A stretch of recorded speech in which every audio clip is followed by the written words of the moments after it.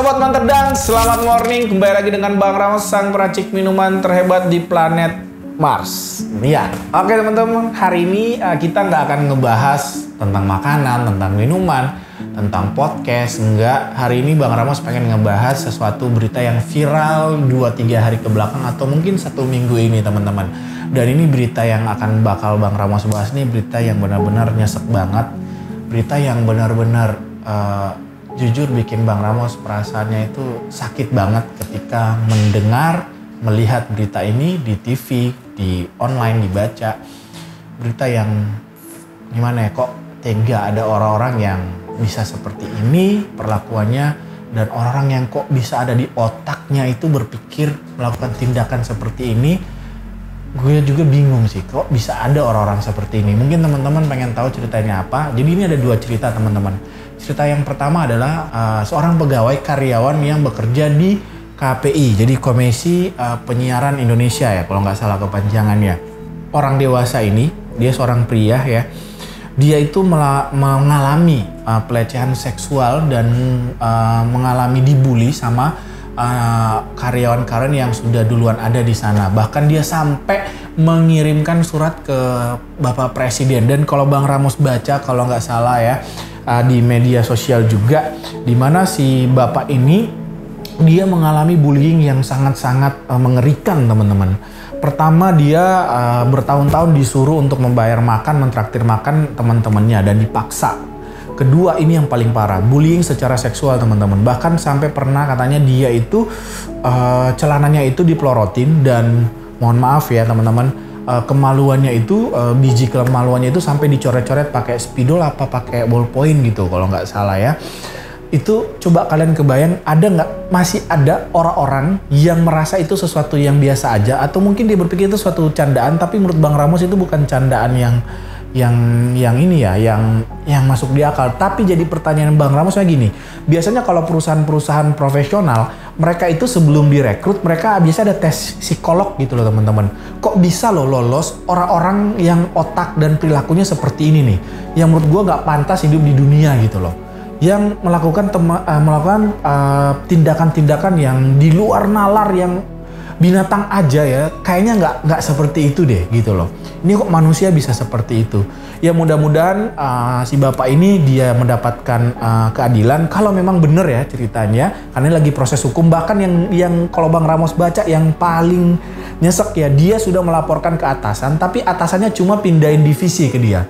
Jadi seakan-akan tidak ditindak atau tidak diproses untuk cari tahu benar nggak ceritanya dia. Itu yang pertama. Yang kedua, dia katanya udah lapor bahkan ke kepolisian tapi tidak ditindaklanjuti. Coba teman-teman bayangin ya, apakah benar nggak ceritanya ini? Tapi kalau emang benar sih kasihan banget gitu loh. Intinya ini sudah heboh banget di media sosial. Kalau memang benar ini lagi ditindak sama kepolisian dan sama KPI, bahkan dari pimpinan KPI sudah mengeluarkan statement untuk memproses, mencari tahu tentang cerita ini. Itu yang cerita pertama ya teman-teman. Ini cerita yang kedua, masih hal yang sama tentang ngebully juga, tapi ini bukan malah ngebully, ini lebih parah lagi. Ini udah menculik, memperkosa teman-teman. Gimana ya, mau ceritanya berat sih. Jadi ini kasus yang kedua ini terjadi, kalau nggak salah Bang Ramos baca, ini terjadi pas hari ulang tahunnya Bang Ramos, tanggal 23 Agustus. Jadi anak cowok usia 10 tahun, dia keluar rumah buat pergi belanja. Tiba-tiba dia dihadang, ditodong kalau nggak salah pakai pisau, disuruh masuk ke dalam mobil pickup yang tertutup terpal tinggi, dan ternyata di dalam mobil pickup itu orang-orang semua, orang dewasa ini udah menggunakan topeng dan membuli dan memperkosa dia teman-teman. Seorang anak kecil berusia 10 tahun diperkosa banyak orang. Kebayang nggak? Coba kalau itu adalah adik kalian. Akibat dari pelecehan seksual yang dialami, korban diketahui masih mengalami trauma fisik dan mental. Coba kalian ngebayangin, kalian sebagai orang tua gimana hancur perasaannya. Anak yang masih punya masa depan, di saat dia yang harusnya masanya bersenang-senang, dihancurkan masa depannya dengan cara seperti itu. Ini menurut Bang Ramos, kembali lagi. Jadi kalau menurut Bang Ramos, apabila ini benar ceritanya dan terbukti teman-teman, kalian lagi dalam proses penyelidikan di kepolisian, kalau orang-orangnya ketangkap,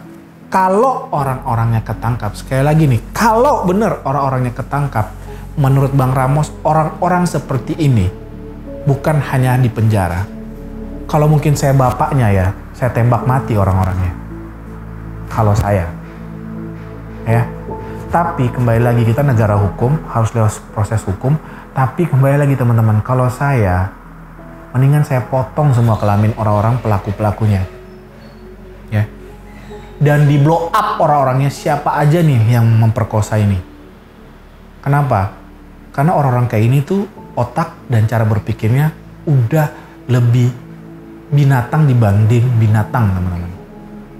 Dan orang-orang kayak gini, orang-orang yang menurut Bang Ramos nggak tahu mau dibilang apa lagi ya, nggak tahu kok bisa berpikir seperti itu dan bisa berperilaku seperti itu. Kembali lagi, ini hanya opininya Bang Ramos. Kalau kalian punya pemikiran, punya cara berpikir yang berbeda, kan bisa share di kolom komentar. Dan Bang Ramos cuma bisa bilang ya, Bang Ramos bantu doa pastinya buat anaknya biar dia bisa melewati ini sampai dia dewasa dengan menjadi seorang anak dan menjadi seorang yang luar biasa hebat dan sukses. Dan buat orang tuanya, Bang Ramos salut mau fight untuk memproses hukum, karena saya tahu gak gampang seorang orang tua mau melaporkan kasus-kasus seperti ini. Dan saya yakin mungkin di luar sana ada, tapi orang tua takut dan mungkin malu untuk melaporkan. Tapi mereka mau mensupport. Terima kasih buat kepolisian yang sudah mau cepat bergerak, dan mudah-mudahan dalam waktu cepat bisa tertangkap orang-orang seperti ini.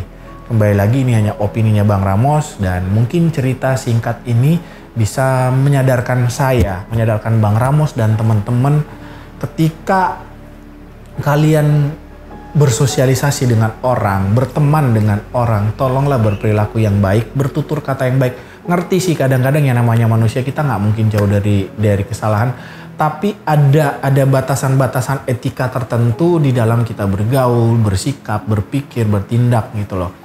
Mungkin itu yang bisa saya sampaikan ke teman-teman yang udah nonton video ini. Kalau kalian senang video ini, silahkan di like. Kalau kalian merasa video ini penting untuk di share, silahkan di share. Dan Bang Ramos cuma bilang, tetap semangat. Memang situasi yang sulit sekarang ini, tapi bukan menjadi alasan untuk kita berpikir lebih binatang dibanding binatang.